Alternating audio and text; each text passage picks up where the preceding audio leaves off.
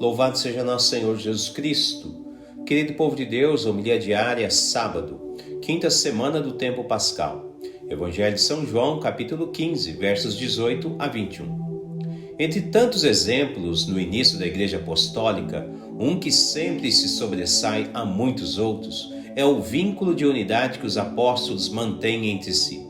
É formidável ter a percepção como os apóstolos eram unânimes entre a postura de evangelização e a forma acordada entre eles.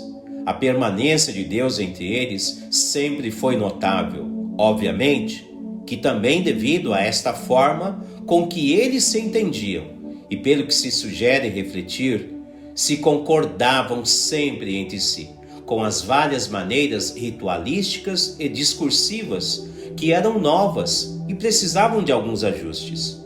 Atitudes exemplares que, a meu ver, é muito necessário nos tempos presentes. Quando olhamos para a sociedade mundial e notamos que em vários países estrangeiros atualmente tentam mudar ritualmente, formalmente ou ideologicamente partes da essência da cristandade, logo vamos perceber que os frutos da igreja atual de Jesus Cristo correm o risco de não serem os mesmos frutos espirituais que foi outrora na igreja nascente dos apóstolos.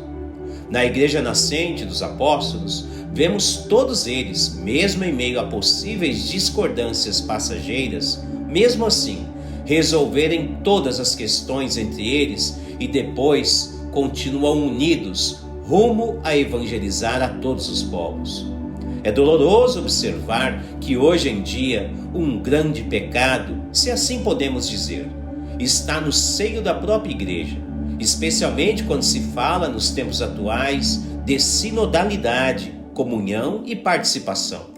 Esta tríade terminológica traz uma visão e sugere extrema comunhão e adesão a todas as ideias benéficas da igreja, a fim de orientar cada vez melhor a todos os fiéis a se tornarem membros ativos e participantes, como de fato acontecia no cristianismo primitivo. No entanto, as várias propostas contrárias ao que diz respeito à essência do cristianismo, de um ponto de vista ideológico, ferem e tendem a criar enormes rachaduras dentro do seio religioso, se não verdadeiros rompimentos.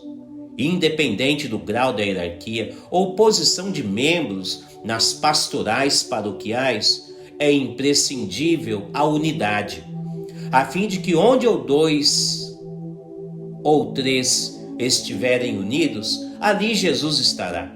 Citação de Mateus 18:20.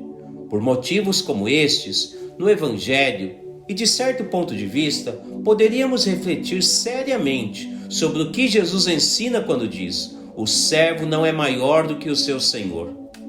Na prática, ninguém deve se esquecer que a igreja a qual participamos é fundada e instaurada por Jesus, o Filho de Deus.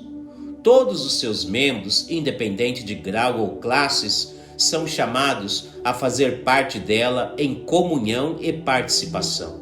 E ninguém deveria pensar em fazer algo diferente ou contrário daquilo o que Jesus sempre ensinou aos seus apóstolos e todos os demais discípulos.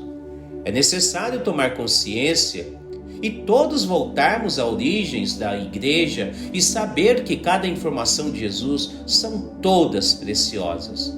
Quando ele discursa sobre perseguição, tendo em vista o desejo do maligno em tentar destruir a sua igreja, é necessário unir-se cada vez mais e não pensar separadamente ou ideologicamente, querendo viver de modo diferente daquele o qual Jesus sempre ensinou nos evangelhos. Os apóstolos, sabendo que não eram mais deste mundo, e sim já se sentiam pertencentes ao reino de Deus desde já, se uniam cada vez mais, e a graça de Deus sempre sustentava a igreja em todos os momentos. Cada pessoa que deseja fazer parte da igreja de Jesus deve imitar o exemplo dos bons apóstolos de Jesus, a fim de que o reino de Deus seja instaurado desde já em suas vidas. Louvado seja nosso Senhor Jesus Cristo.